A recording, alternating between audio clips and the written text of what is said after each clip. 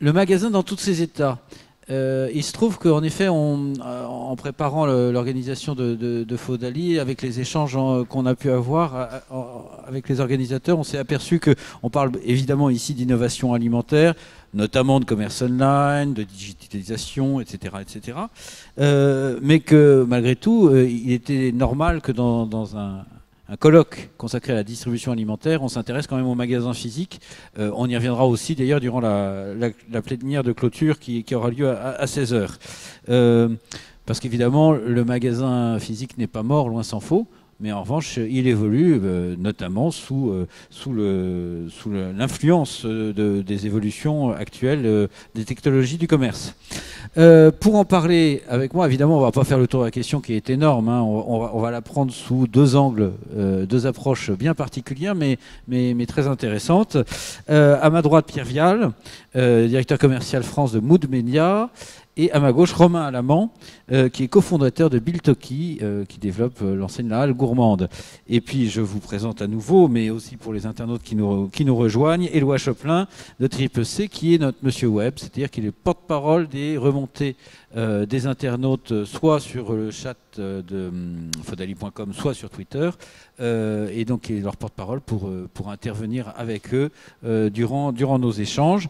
D'ailleurs, j'en profite pour préciser que les vidéos de ces débats seront naturellement accessibles sur le site de Faudali après la manifestation, ainsi qu'éventuellement des vidéos des intervenants dans des interviews particulières sur des questions spécifiques auxquelles on n'aurait pas pu répondre durant les débats. Voilà. Eh ben, écoutez, on va commencer par une présentation de chacun de nos deux intervenants et également bien sûr de leur société. On va commencer par Pierre Vial. Donc Mood Media, qu'est-ce que c'est ? Bonjour tout le monde, ou rebonjour pour certains. Mood Media, leader mondial de l'expérience en magasin, du marketing expérientiel, pardon. En fait, il y a 63 ans, on a créé le marketing musical, audio.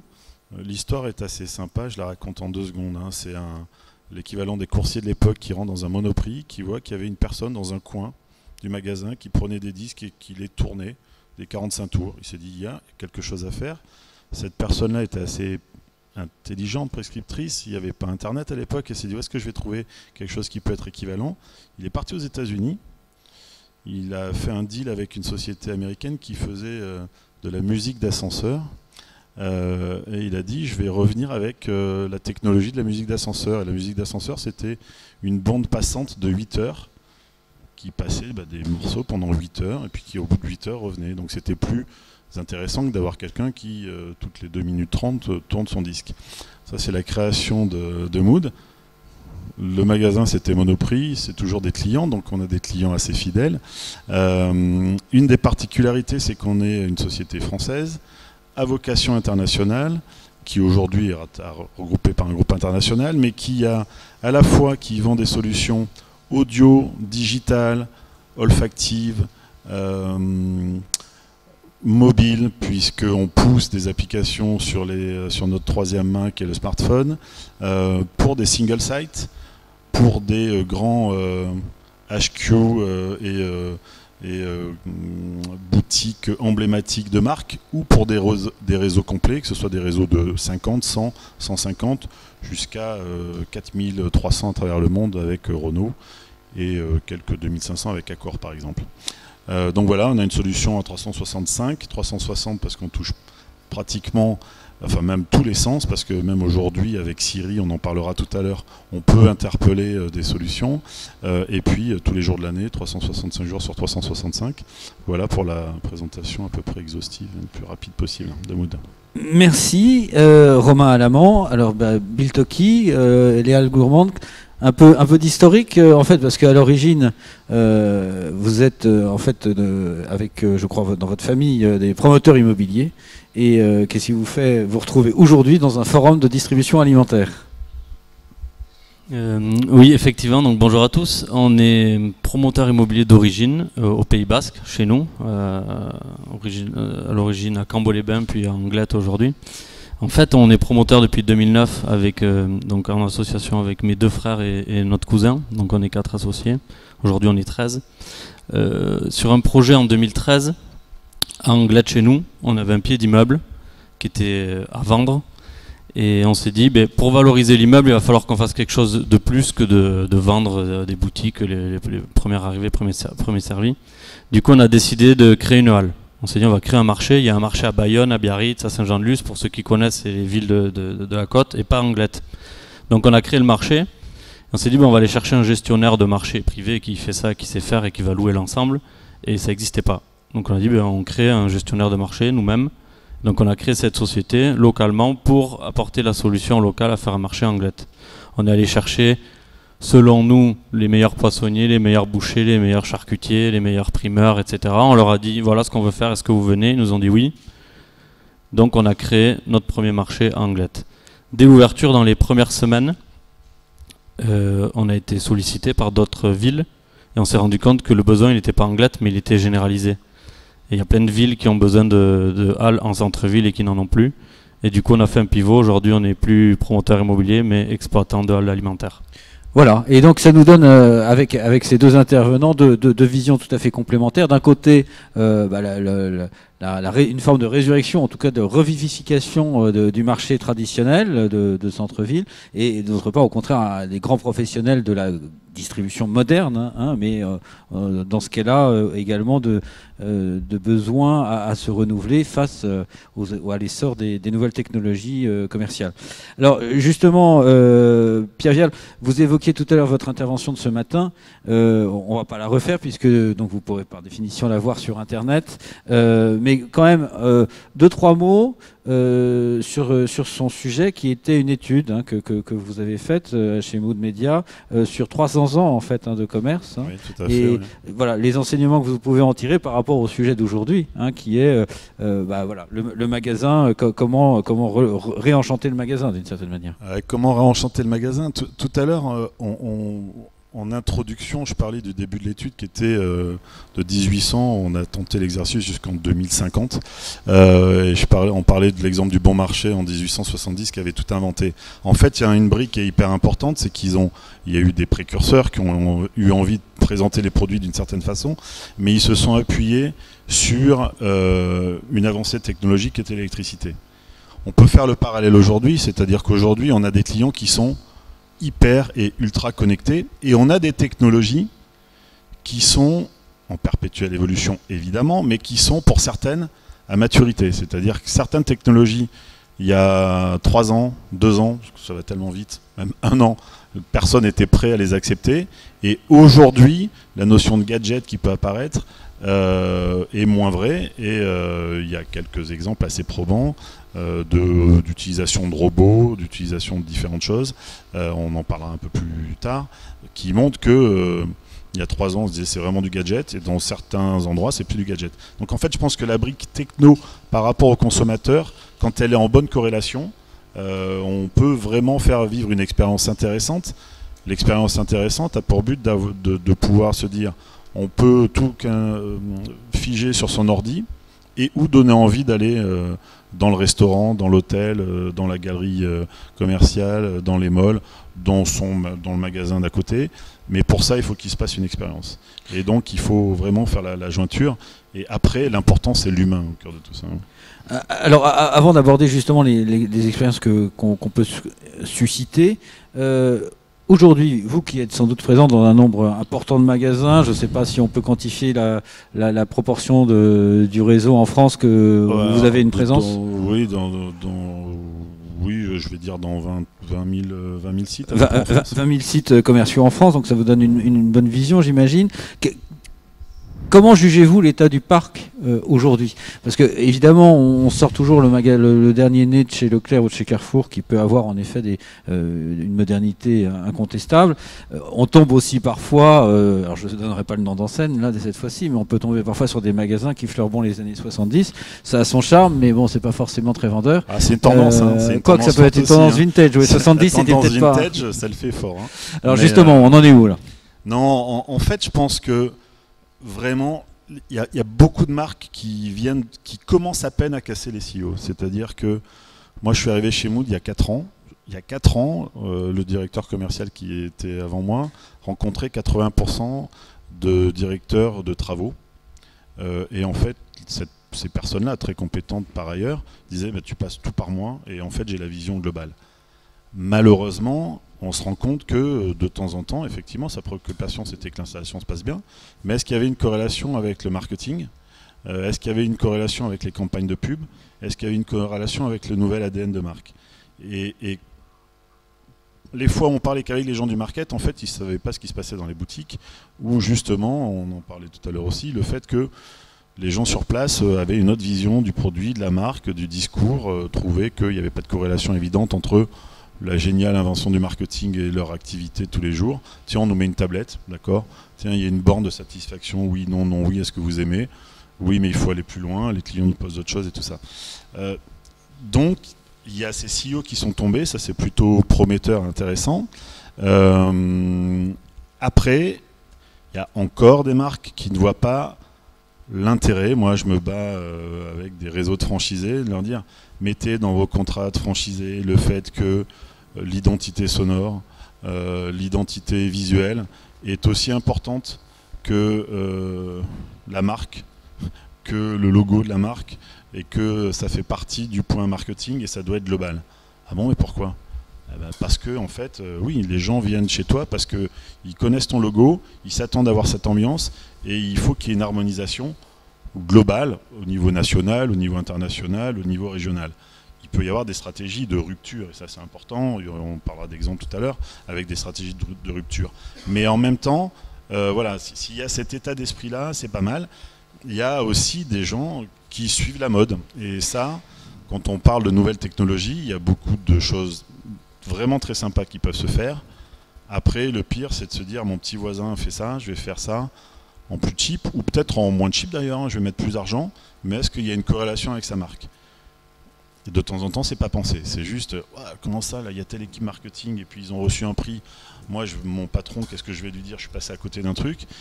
Et en fait, ça peut être la mauvaise idée s'il n'y a pas de corrélation. Voilà. Donc, le parc, il est quand même assez hétérogène. Il y a une tendance forte, quand même, on en parlait un petit peu hier soir, hein, c'est que, quel que soit le domaine, si on se dit juste on est sur l'approche prix, c'est important, hein, les consommateurs ne sont pas forcément des flambeurs. Hein. Il y a une étude là... sur les millenniums où on voit que ils dépensent le panier moyen d'un millennium, c'est une étude de McKinsey, est à 1600 € à peu près, quand les tranches supérieures sont plutôt à 2000 et les silver sont plutôt à 2500 en termes de coût mensuel. Après, quand on est sur l'expérience, c'est inversé, c'est les millenniums qui dépensent beaucoup plus dès qu'il y a une expérience, dès qu'il y a une notion de passion. Mais bon, donc l'entrée par le prix peut être intéressante, mais qu'est-ce qui se passe si on n'est que sur le prix?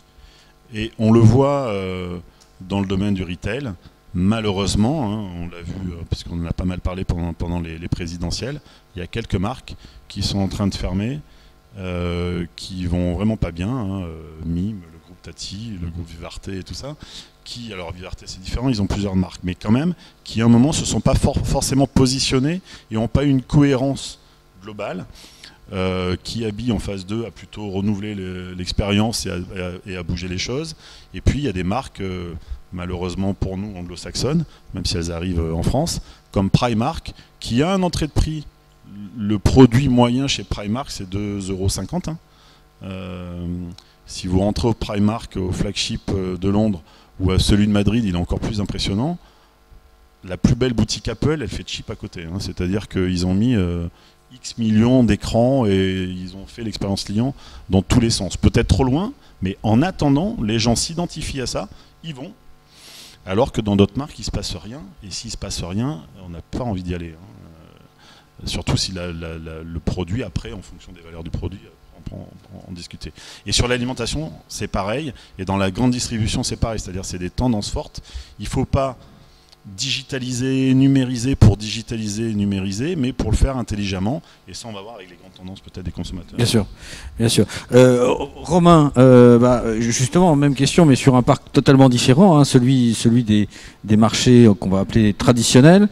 En général, il est coutume de considérer que que le commerce artisanal en tout cas a beaucoup souffert. Il semble se redresser un peu maintenant avec le renouveau des centres-villes, mais cela dit, bon, j'imagine que ça n'est pas encore le commerce qui est en plus forte dynamique, en plus forte rentabilité. Qu'est-ce qui se passe actuellement dans les espaces que vous êtes en train de revitaliser? Alors, je vais parler de la France parce que c'est ce que je connais. Oui. Pour rencontrer les maires et les décideurs et les acteurs des villes. Bon, c'est clair, le commerce de proximité alimentaire de producteurs et d'indépendants va moins bien qu'avant. Ça, y a pas besoin d'études pour le voir. La grande raison principale qui est affichée, c'est les centres commerciaux qui sont arrivés en périphérie, dans les grandes villes qui sont aussi urbains, ces centres commerciaux. Et du coup, le petit boucher de quartier, le petit primeur et le fromager, il y en a un peu moins qu'avant. Alors, ceux qui sont là, certains marchent très bien, hein, évidemment, mais il y en a beaucoup qui sont partis. Alors, on s'est rendu compte, c'est beaucoup lié à l'immobilier aussi. Quand les villes vont très bien, il y a une courbe de l'immobilier qui grimpe, et une courbe du commerce qui, elle, ne grimpe pas. Donc la part, parce que le loyer, il est fixé sur la courbe de l'immobilier et pas du commerce, donc la part du loyer dans le compte d'exploitation d'un petit artisan augmente, et arrivé à un certain stade, il n'y a que les enseignes qui peuvent supporter des gros loyers, et plus les petits artisans. Donc il y a effectivement une disparition, c'est peut-être un grand mot, mais en tout cas, il y a un déclin des petits artisans. Du coup, nous, notre volonté aujourd'hui, c'est de rapporter l'artisanat et ses commerces indépendants en cœur de ville. Pourquoi ? On estime que notre métier premier, c'est recréer du lien. Du lien entre l'artisan et l'habitant, qui a besoin d'aller retrouver un boucher, un fromager, etc. Et du coup, on trouve un emplacement numéro 1 en cœur de ville et on prend avec nous tous ces artisans qui ont le savoir-faire, qui ont une clientèle, qui ont cette force du commerce. On les met là, mais aussi le lien entre les habitants, parce qu'un marché, c'est un vrai lieu de vie. Alors ici, il y a beaucoup d'élus depuis hier. Ils vont pas aller à l'encontre de ce que je dis, mais depuis quelques semaines, qu'est-ce qu'on voit? Les campagnes électorales se font dans les marchés. Pourquoi? Parce que c'est là où tout le monde va. Le marché, il a une particularité, c'est qu'il a pour clientèle tous ses habitants. Les jeunes, les moins jeunes, les amis, les familles, les personnes âgées, ils viennent à des moments différents de la semaine, mais sur les marchés, on voit les gens du quartier. Pourquoi? Parce que l'artisan, il adapte son offre à ses habitants. Donc on a des marchés bobos dans les quartiers bobos, on a des marchés populaires dans des quartiers populaires, mais le marché répond à une grande cible. Donc c'est ce qu'on veut faire et ce qu'on fait aujourd'hui. On ouvre notre 4e marché dans 3 mois. Alors justement, c'est là où on voit que vous vous rejoignez, parce que vous parlez de lieu de vie, de relations. Pierre parle d'émotion aussi, et d'expérience. Donc finalement, on s'aperçoit qu'on est sur des terrains, même si ce sont des champs marketing qui peuvent avoir des différences, mais ce sont des terrains finalement qui sont les mêmes. Alors on va aborder la question de savoir comment justement en profiter et recréer des initiatives intéressantes là-dessus. Mais déjà, on va aller voir sur le web s'il y a des réactions. Oui, il y a quelques réactions, ça me permet de faire mon petit point route. Le hashtag Fodalis est déjà affiché plus d'1,2 million de fois, donc c'est comme une affiche, le nombre de regards sur une affiche en gros, 1,2 million, donc on finira 1,5 million de regards autour du hashtag Fodalis, qui est encore une fois un forum B2B, donc j'insiste parfois lourdement, mais c'est parce que c'est, je pense, un sujet qui séduit aussi le grand public sur Twitter. Oui, il y a une réaction, alors c'est un petit peu long, mais autour du marketing sensoriel global. En gros, je vais surtout lire la conclusion parce que dedans, là, il y a les éléments de la question. Finalement, on parle d'humain au cœur, mais si l'on gabarise tout et que l'on formate tout, ça la donne une sensation de préfabriqué. Non, mais c'est justement, c'est ce qu'il faut éviter. C'est-à-dire que c'est ce que je disais, c'est que si on copie... moi, j'ai un client qui me dit, il est dans un domaine très particulier. Il me dit, ah, j'ai vu mon voisin a une super solution olfactive. Alors, il se trouve que son voisin, c'est moi qui le fais, mais je dis, ouais, mais est-ce que ça correspond? Ils ont vraiment pensé en amont ce qu'ils ont fait. Il faut faire du sur-mesure, c'est-à-dire que l'idée, c'est vraiment de partir de l'identité de votre marque, de vraiment se dire quelles sont les valeurs qu'on veut pousser. Et par exemple, si on s'appuie sur ce que tu disais tout à l'heure, nous, on veut vraiment attirer des gens il y a 10 ans, il y a 5 ans, on avait une logique d'externaliser nos solutions. Aujourd'hui, on veut réinventer la ville, on veut la réenchanter et tout ça. Comment est-ce qu'on va communiquer? On ne communique pas de la même façon, c'est sûr. Quel est le nouvel ADN? Comment est-ce qu'on parle? Et c'est vraiment...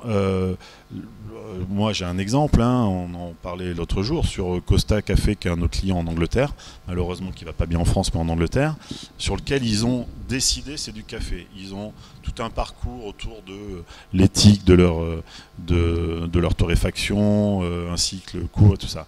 Ils ont décidé pour donner, on va dire, une tendance et l'envie aux jeunes d'aller vers eux, parce qu'ils savent que les jeunes sont hyper sensibles à la cause environnementale, écologique et tout. Je parlais hier avec un des intervenants qui était là, qui était sur le même plateau hier, qui me disait qu'en France, on a 6% de gens qui se déclarent bio et écolo. En Angleterre, il y en a 13%. Donc voilà. Mais en tout cas, ils savent que les jeunes sont intéressés à ça, donc ils ont décidé de faire une programmation musicale. Quand je parle de marketing audio, tout le monde dit bah oui, on sait, dans toutes les boutiques maintenant il y a de l'audio. Mais on est parti sur une logique de titres pas connus, qui sont les titres connus de demain. Donc sur des précurseurs, on a fait de Paris, on a des DJ, on en a une 50aine à Barcelone, qui prennent toutes les nouvelles tendances. Donc les jeunes savent que là, il y a toutes les nouvelles tendances. Et puis ils ont un flagship dans un endroit très particulier de Londres, un peu plus premium. Et là, forcément, pour cet endroit-là, on a changé les codes, parce qu'on ne s'adresse pas à la même population.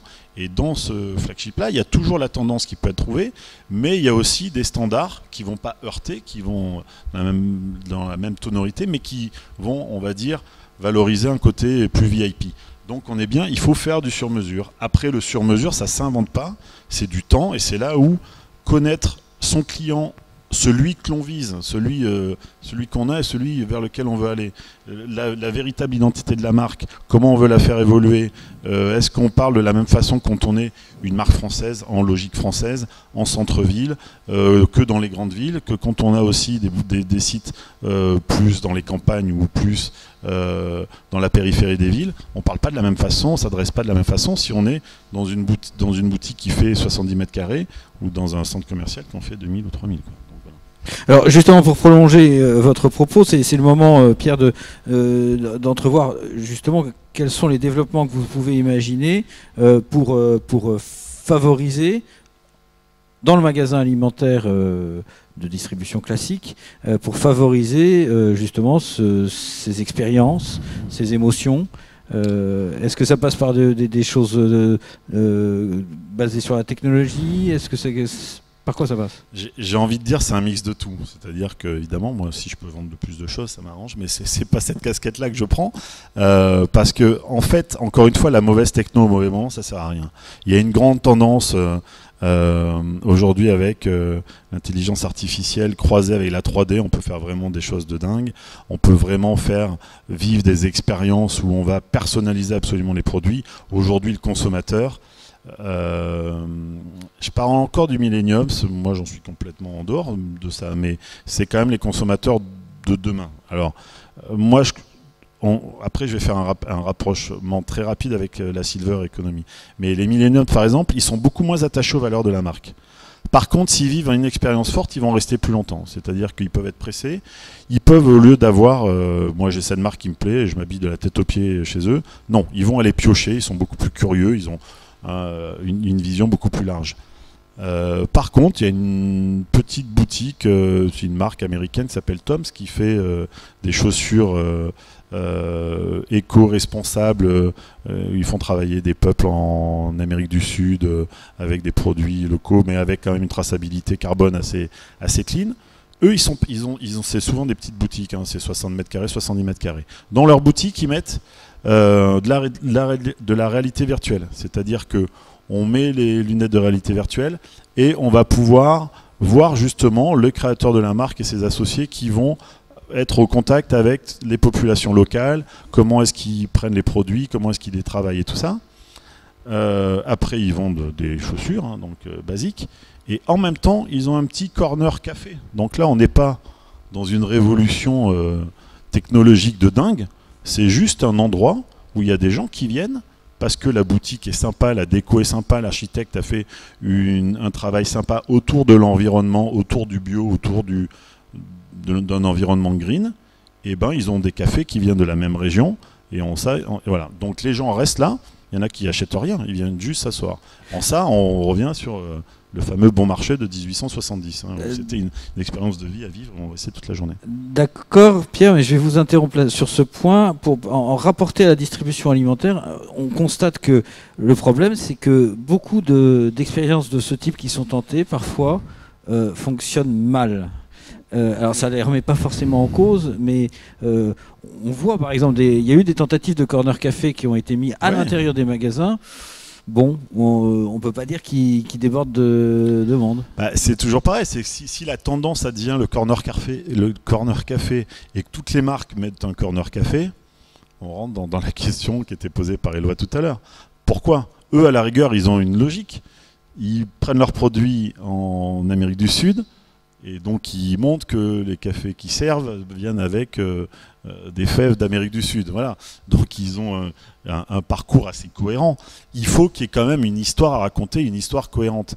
Voilà quoi. Pour moi, le secret c'est ça. Après, il faut partir de son identité et après trouver éventuellement les outils. Toujours partir de son identité, toujours savoir le contenu qu'on veut pousser. Une marque qui me dit Pierre, j'ai un nouveau patron, je veux du digital partout, on est hyper en retard, toutes les autres marques concurrentes ont des écrans hyper bien pensés avec un parcours client. D'accord, c'est quoi ton contenu? Il y a une marque qui me dit bah regarde, j'ai la super campagne de pub là.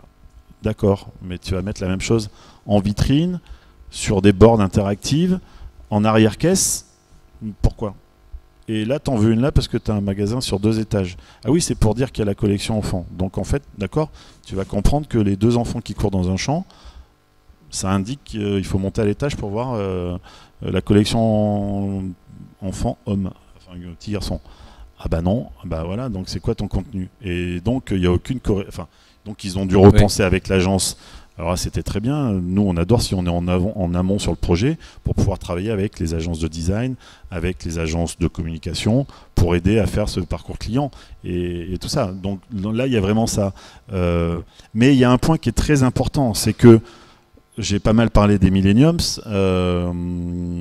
mais en même temps, ce qui est génial, c'est qu'aujourd'hui, et pas tellement à cause des computers, un petit peu à cause des smartphones, mais encore les smartphones sont un peu trop petits, mais notamment à cause des tablettes, les silver sont hyper à l'affût, hyper connectés, ils achètent énormément sur Internet, c'est-à-dire que c'est devenu transgénérationnel aujourd'hui de pouvoir vraiment être ultra connecté.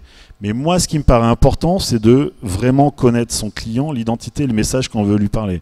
Quand on parlait hier sur le fait de donner du lien, les gens, d'une façon générale, en tout cas nous les Européens, parce que tout à l'heure je montrais des exemples en Chine, où ils peuvent être vraiment sur la dépersonnalisation à l'extrême, et je ne suis pas sûr que ce soit une tendance sur laquelle on va aller nous, Européens ou Français, mais en tout cas la tendance éco-responsable, la tendance de partage, la tendance d'échange, ce que tu disais tout à l'heure sur les marchés, pour moi c'est vraiment important. Et d'ailleurs, on se rend compte qu'à l'international, il y a une vraie approche sur les marchés avec le fooding, et tu en parleras vraiment mieux que moi tout à l'heure.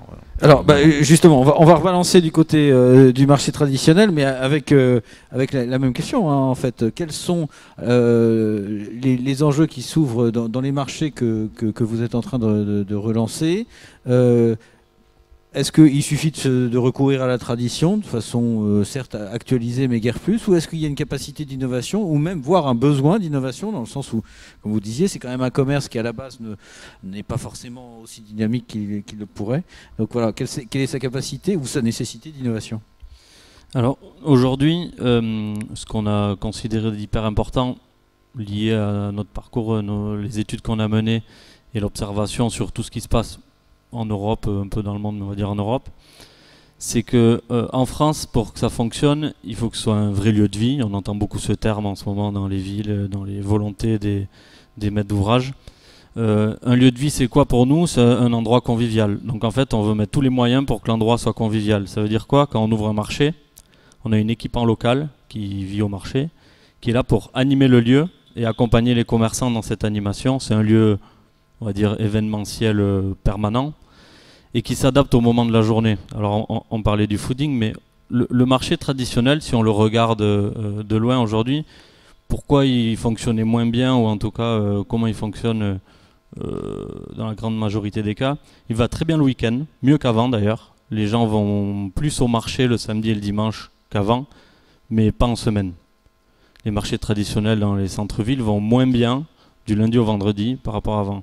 Pourquoi? Parce que... Oui, et donc, excusez-moi, juste une parenthèse, il ne faut pas se tromper, parce que parfois on dit qu'ils vont très bien, parce qu'on les voit le samedi à 11h30, mais parce qu'on oublie d'aller regarder ce qui s'y passe le lundi après-midi ou le jeudi matin. Exactement, il faut d'ailleurs poser la question aux artisans qui vont vous répondre. Et donc, on sait que le week-end, c'est un vrai lieu de convivialité, parce que les gens se retrouvent entre amis autour d'un verre, c'est un moment convivial, en famille avec les enfants, les personnes âgées, tout le monde y va. Mais la semaine, ces gens-là, ils n'y vont pas parce qu'ils travaillent, et on travaille de plus en plus, et les plages horaires ne le permettent pas. Alors, du coup, l'enjeu, c'est d'adapter le marché à chaque moment de la semaine. Et donc, dans nos marchés, on peut se restaurer. On peut aller manger le midi et le soir au marché. Et donc, c'est l'artisan, le producteur de foie gras qui va vous proposer des produits à la dégustation à la vente avec un petit verre de blanc peut-être. C'est le boucher qui va vous cuire une bavette. C'est l'écaillé qui va vous ouvrir une douzaine d'huîtres. C'est le fromager qui vous fait un plateau de fromage. Voilà. Ou peut-être une raclette l'hiver, je ne sais pas. Mais ce qui est important, c'est que le commerçant doit s'adapter. Nous, on l'accompagne pour qu'il s'adapte. Donc l'équipe qui est en local d'animation, elle est là pour accompagner les commerçants dans leur offre, pour adapter ça et dire le midi, il y a des bureaux autour, et du coup on fonctionne quand même le midi, et le soir aussi. Voilà. Et la semaine, l'autre enjeu, c'est comment fonctionner dans les heures creuses de la semaine. Et on fait appel aux outils actuels, et évidemment au e-commerce. Aujourd'hui, notre marché, il ne fonctionne pas avec le e-commerce, mais c'est en pleine préparation. Mais c'est impossible aujourd'hui de dire on sera un marché, la semaine on attend le samedi matin pour vendre nos salades et nos tomates et notre bœuf et le poisson. Du coup, il faut le vendre la semaine, il faut livrer les gens dans l'heure ou le lendemain matin, ou ce qui est la formule la plus adaptée selon peut-être l'étude de M. Moiti. Mais c'est de dire voilà, on va s'adapter à chaque moment de la journée, mais surtout les gens vont quand même venir. Même celui qui achète en ligne le lundi ou le mardi matin, il va quand même venir le week-end. Pourquoi? Parce que c'est de l'achat plaisir, qu'on est content d'aller au marché entre amis, parce que c'est un endroit convivial et animé. Est-ce qu'il y a déjà des questions ou interventions dans la salle? Le micro est là. Alors, première question, monsieur là. Bonjour, Paul-Henri Millet de BAO. Vous avez en partie répondu à ma question, parce que pendant toute votre intervention, on a parlé du magasin dans tous ses états, on a parlé d'innovation, mais on n'a pas parlé de la place du digital dans les innovations sur la distribution et sur les magasins. Je voulais savoir, approfondir un petit peu ce que vous venez de dire, c'est-à-dire quelles étaient les solutions pour pouvoir ramener des gens vers les magasins, s'associer et non pas s'opposer, je dirais, au digital aujourd'hui qui a tendance à vider un petit peu les magasins ou les grandes surfaces, mais pouvoir les ramener. Et quelles sont ces solutions? Est-ce que c'est du e-commerce? Est-ce que c'est du click and collect? Est-ce que c'est éventuellement du point relais? On parle d'alimentaire évidemment, donc avec la notion de frais. Voilà. Allez-y, Romain. Alors, pour reprendre dans le contexte, en fait, quand on a étudié cette question, on a regardé l'évolution. Qu'est-ce qui s'est passé? Historiquement, c'est les marchés qui vendaient l'alimentation aux habitants.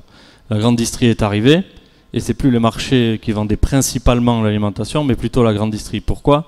Parce qu'ils sont arrivés avec les prix, et ils sont arrivés avec les services. Au début, parking, accessibilité, offre hyper élargie, en un panier, on a ses courses de la semaine, etc. Donc ça, c'est un service qu'il n'y avait pas dans le marché. Donc, durant toute l'évolution, il y avait cette opposition entre plutôt la qualité des produits de nos artisans d'un côté et plutôt les services et les prix côté grande distrie.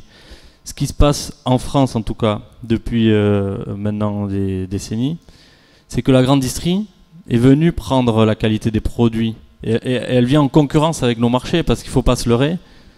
Aujourd'hui, dans les nouveaux, donc pas ceux des années 60, mais ceux qui sont en train d'arriver, les nouveaux magasins alimentaires de grande distrie, donc pour pas les citer, mais le Grand Frais, etc., et toutes les grandes enseignes d'ailleurs créent une enseigne liée aux produits de qualité, eh bien, elles viennent mettre des produits de très bonne qualité qui sont en concurrence avec les produits des marchés, et en plus elle a les services, et donc on est en train de perdre ça. Donc c'est quoi l'enjeu pour nous? Mais c'est, comme on est à qualité de produit à peine plus élevée sur certains produits et bien plus élevée sur d'autres, mais en tout cas sur la majorité on est presque en concurrence, eh bien on va aller chercher les services de la grande distrie. Donc nous aussi on va donner de l'accessibilité, nous aussi on va donner du parking, nous aussi on va permettre d'avoir des drives, piétons, voitures, nous aussi on va permettre de commander en ligne et d'être livré le lendemain, etc.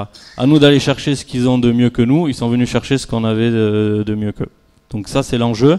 Pour répondre à votre question, aujourd'hui, pour être honnête, je ne sais pas si ça sera le drive la solution numéro 1, si ça sera la livraison dans l'heure en Deliveroo, si ça sera en delivery, pardon, si ça sera, ouais, désolé pour Foodora, Uber Eats et les autres.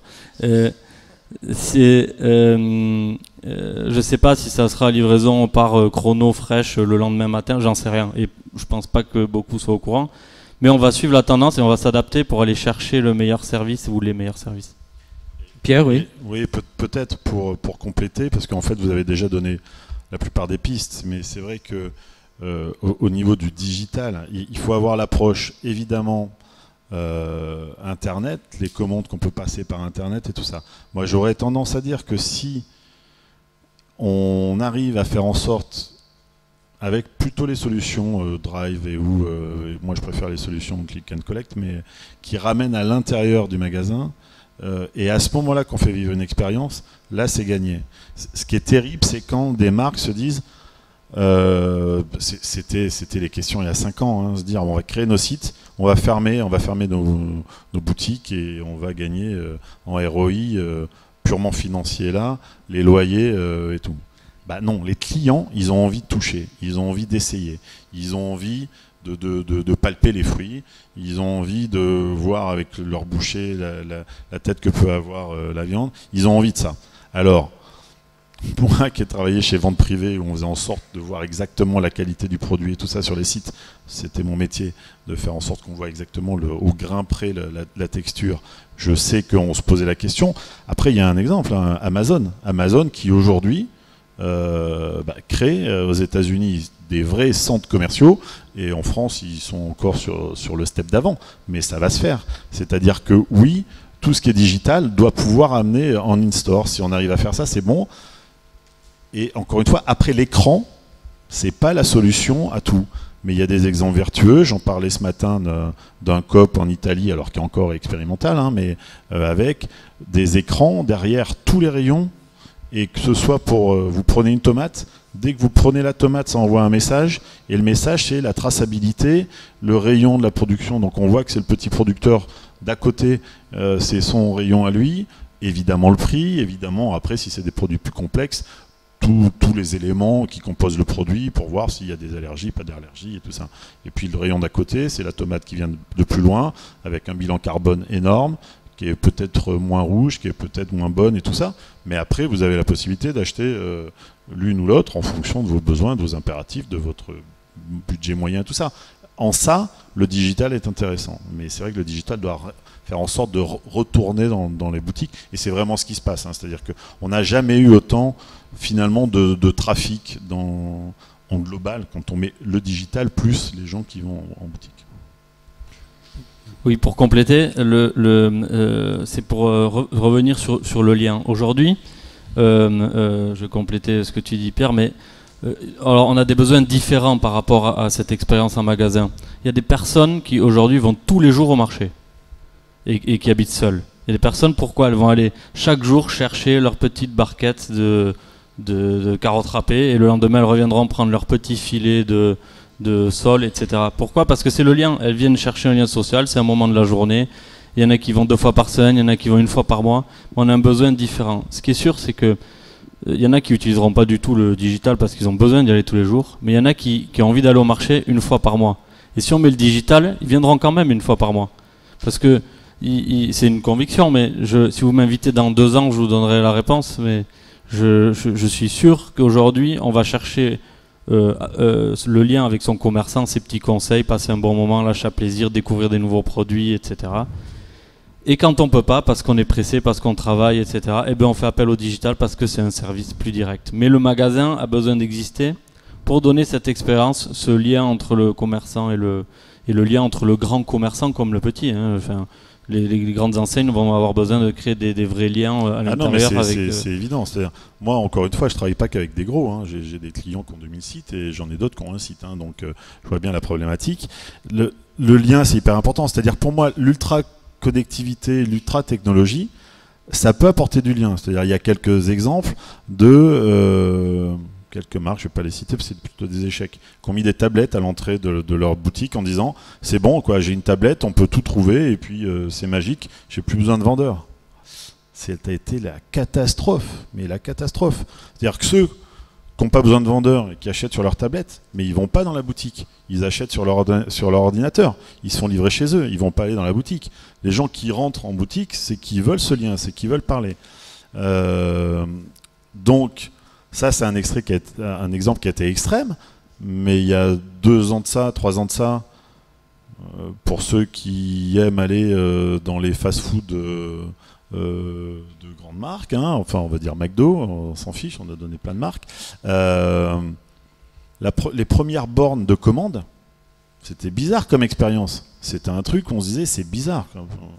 Alors déjà que être collaborateur chez McDo, c'est génial, hein, ça donne des petits boulots, ça permet à des étudiants de gagner leur vie, à des gens qui n'ont pas de boulot de gagner à peu près leur vie et tout ça, mais enfin c'est pas mirobolant. Et là on se disait mais là ils vont enlever ça en plus. Pareil, hein, lors de la dernière campagne présidentielle, c'était une des thématiques, l'ultra-technologie, il n'y aura plus de caissière parce que c'est un métier à pénibilité, on n'en a plus besoin. Bon d'accord. Mais en tout cas les bornes, moi je me suis dit, là, tout cela, là, ils vont plus travailler demain. Et alors en fait ils ont inversé, c'est-à-dire que quelque part, je ne vais pas dire ils ont une notion d'expert, je n'irai pas jusque-là. Mais ils prennent plus de temps, du coup, les conseillers McDo, pour soit préparer leur sandwich hamburger. D'ailleurs, McDo, pour répondre à la concurrence, doit faire des hamburgers plus sophistiqués. Et j'en parlais tout à l'heure, on peut presque faire son hamburger sur mesure. Ils le testent dans certains McDo. Ils commencent à le tester. Voilà, mais parce que à Paris, ils ont Five Guys qui les carbonise. Et sur Five Guys, on choisit chacun des produits qu'on veut pour mettre dans son McDo. Donc à un moment, ils vont y aller aussi. On est servi à table. C'est-à-dire tout le temps qu'on n'a pas le temps qu'on gagne parce qu'on va plus vite sur la borne et avec les robots, on ira peut-être encore plus vite demain pour commander. Après, le contact, on l'a avec la personne qui apporte. Alors si on est arrivé derrière son écran, on voit pas la personne, mais on lui aurait pas plus parlé, on lui aurait juste donné les 3 produits qu'on voulait chez McDo. Si on est un peu aware, on va peut-être lui dire comment ça se passe, la nouvelle techno et tout ça. Alors, je suis d'accord avec vous. Il y a peut-être une petite limite, c'est la formation, parce que il faut que l'exécution soit réussie. Enfin, je veux dire, il faut que ne serait-ce que le délai de service soit suffisant, etc. Oui, mais ça, c'est comme ça tout. demande de la formation. Voilà. Il faut que l'expérience, au départ, elle doit être. C'est pas pour faire plaisir au directeur marketing. Hein. C'est pour faire plaisir aux clients.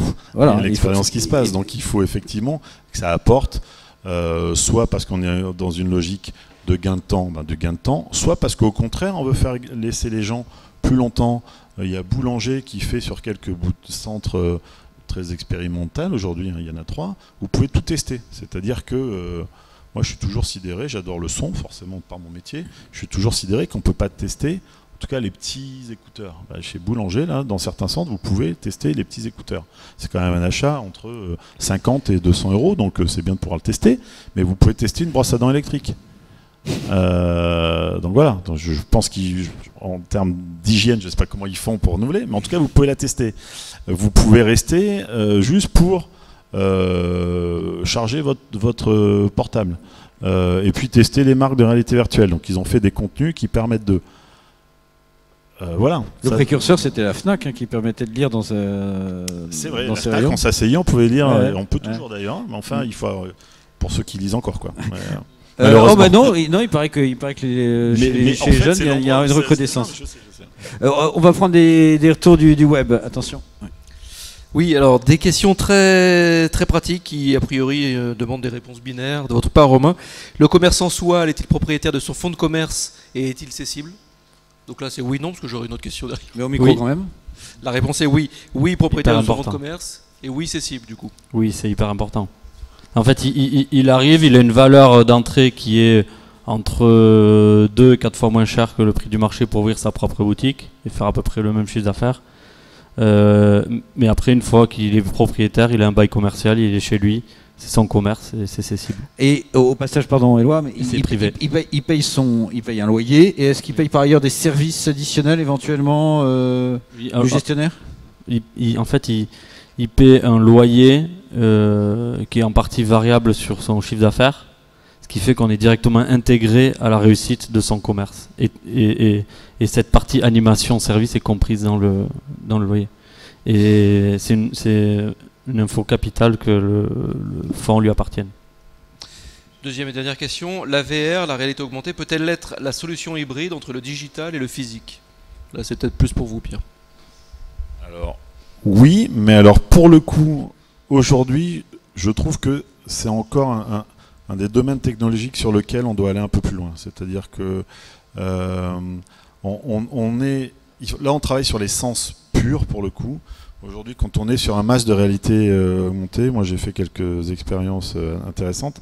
Il y a plein de personnes qui sont malades, qui ne le supportent pas parce qu'on travaille sur le seul sens de la vue.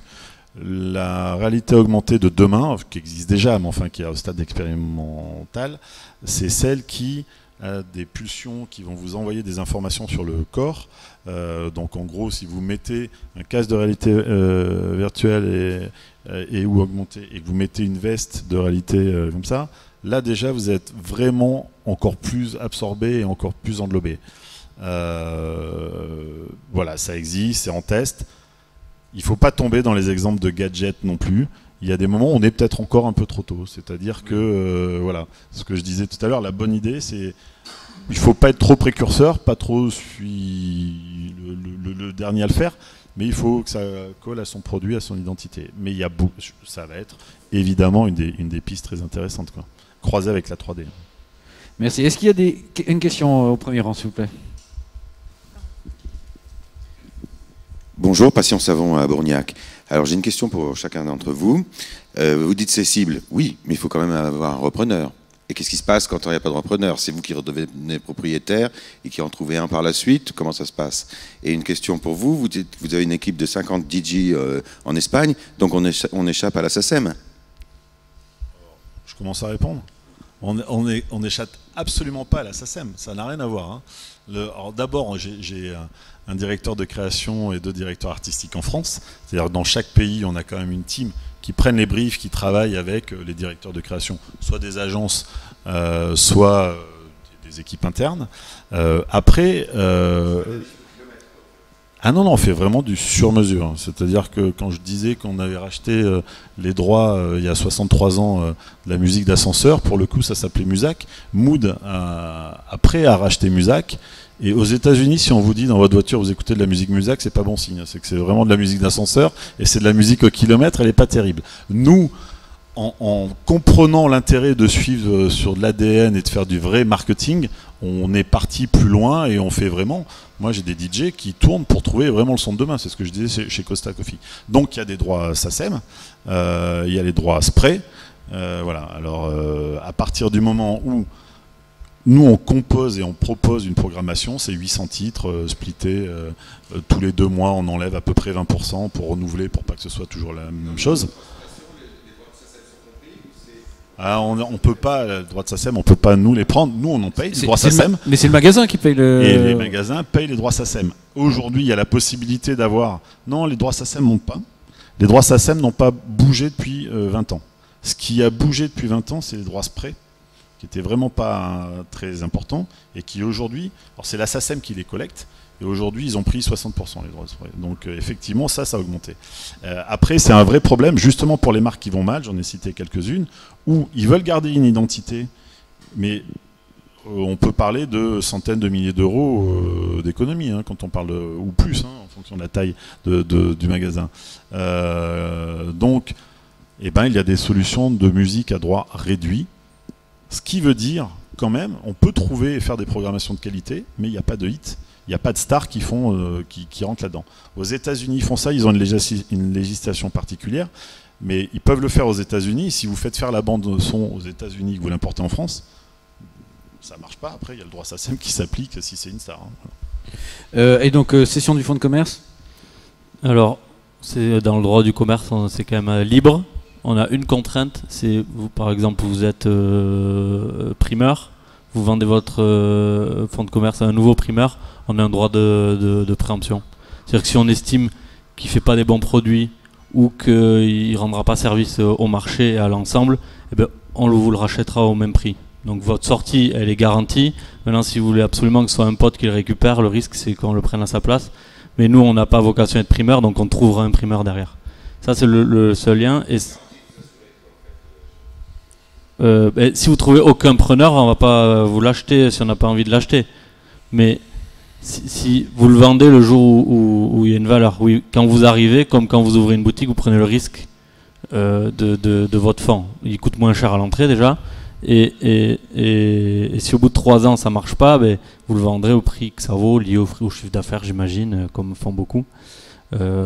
Mais si vous avez trouvé un preneur, on a un droit d'1 mois ou 2, je sais plus, je suis pas dans le bail là, mais on le fait. Mais c'est quand même libre. Hein. On a déjà eu cette expérience là et on s'est pas opposé. Hein, et ça a été vendu à celui qui est arrivé parce que ça nous allait bien. Ça me permet de faire juste un petit point.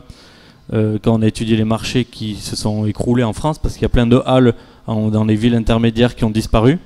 La première raison pourquoi elles ont disparu, c'est parce que les mairies ne géraient pas les rotations. Et on s'est trouvé dans des marchés sans poissonniers, ou sans primeurs, ou sans bouchers, parce que c'était difficile d'en trouver, et on les remplaçait par d'autres métiers. Donc il y a des marchés où on avait 5 fromagers et pas de bouchers, 2 primeurs au lieu de 5, etc. Et au fil du temps, l'offre n'est pas globale, les gens ne viennent plus. Donc ce droit de préemption nous permet de garantir à très long terme la pérennité du marché avec une offre globale, parce que c'est un mal identifié en France dans l'histoire. Excuse-moi, juste en complément de ma réponse, une anecdote rapide. On fait souvent des études. Nous, on est convaincus évidemment qu'il faut de la musique en e-store, hein, donc évidemment c'est notre dada. On a fait une étude en partenariat avec la SACEM, et où c'était il y a 4 ans, et on a demandé à nos clients, alors on a énormément de clients qui nous disent les droits SACEM c'est trop important et tout ça, est-ce que tu peux faire quelque chose? Moi je peux rien faire, je les collecte pas, je les paye aussi sur ma partie. Mais on leur a dit, vu que tu n'arrêtes pas de nous dire comment est-ce qu'on arrive à revoir le ROI de retour sur investissement sur la musique, franchement c'est très compliqué. Nous ce qu'on sait c'est qu'on a des études avec 20%, a priori on reste 15 à 20% de plus dans une boutique quand il y a une ambiance musicale. Et après plus longtemps s'il y a d'autres ambiances. Les gens disent ouais t'es gentil avec tes chiffres mais tu peux pas les prouver. Je peux pas les prouver, je vais faire une étude marketing. Donc il y a 4 ans on a voulu faire une étude marketing et tous nos clients qui nous disaient ça, on dit tu sais quoi, pendant 1 mois, si tu es d'accord, on va arrêter la musique chez toi. Nous, on ne te fera rien payer pendant cette période-là, on fait une étude et puis on fait des études de satisfaction de tes employés, parce que c'est important, et de tes clients, parce que c'est très important. On n'a pas eu un client qui a accepté. On va dire du partenaire historique qui nous croit et truc a dit t'es fou. Moi de toute façon j'en suis convaincu. Et deuxièmement, ceux qui étaient les plus virulents en disant attends mais je paye trop cher, plus les droits SACEM c'est n'importe quoi, hein, ton marketing audio, je veux pas, mais on arrête. Ils n'ont pas voulu. Cette année on est en train de travailler et on va faire une nouvelle étude. Et là, on fait l'inverse, c'est-à-dire que sur des gens qui ne sont pas des clients ou qui l'ont été, qui ont arrêté, certains ont arrêté, sont revenus sur de la musique, mais en tout cas, aujourd'hui, ils n'ont pas de musique. Il y a quelques marques comme ça qui ont décidé de ne pas avoir de musique sur le lieu de vente. Alors là, je peux vous dire que du single site jusqu'à des enseignes très conséquentes qui ont fait ce choix-là, ils sont tous partants pour avoir 2 mois de musique gratuite et pour faire l'étude. Et vu les retours qu'on a des études, ils ne deviendront certainement pas tous des clients parce qu'on a des concurrents, mais je pense qu'il y en a pas mal qui vont être convaincus et qui vont revoir leur copie. Très bien, merci. Écoutez, au-delà de la musique, on peut en effet imaginer que tous ces facteurs d'enrichissement de l'expérience du client sur le lieu de vie qui est un commerce peuvent contribuer en effet à la pérennité de ces magasins physiques dont nous savons bien qu'ils sont quand même un fondement du commerce alimentaire. C'est des questions qui vont d'ailleurs être poursuivies dans la clôture qui aura lieu à 16h. Auparavant, c'est pour ça que je dois rendre l'antenne à l'heure précise, parce qu'auparavant à 15h30, dès 15h30, il y a la remise des prix sur l'appel à projet de ce Faudali 2017. On applaudit nos intervenants qui ont été très intéressants. Merci à eux. Merci à vous également et puis à tout à l'heure.